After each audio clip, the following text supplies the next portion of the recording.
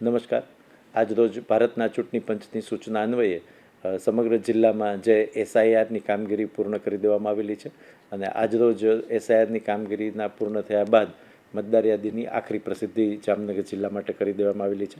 જામનગર જિલ્લાની કુલ 5 વિધાનસભા સીટોમાં કુલ 10,85,000 અને 32 મતદારો સાથેની મતદાર યાદી આખરી કરવામાં આવી છે, જેમાં કુલ 5,61,858 પુરુષ મતદારો અને 5,23,161 સ્ત્રી મતદારોનો સમાવેશ થયેલ છે. અગાઉ આપણે એસઆઈઆરની કામગીરી શરૂ કરી ત્યારે કુલ સમગ્ર જિલ્લામાં 1241 ભાગો હતા, જે હવે હાલના તબક્કે વધી અને 1,388 ભાગો થાય છે.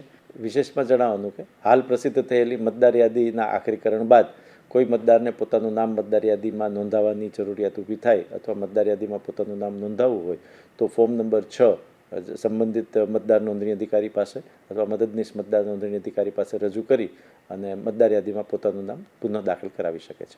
આમ સમગ્ર જિલ્લામાં 3 મહિનાના અંતે 1,388 બીએલઓ અને અન્ય તમામ સરકારી અધિકારીઓ, કર્મચારીઓ, તમામ મતદાર નોંધણી અધિકારીઓ, મદદનીશ મતદાર નોંધણી અધિકારીઓ અને ચૂંટણી શાખાના અધિકારીઓની જહેમતથી અને મહેનતથી મતદાર યાદીની કામગીરી પૂર્ણ કરી અને આજરોજ આખરી પ્રસિદ્ધિ કરી દેવામાં આવેલ છે.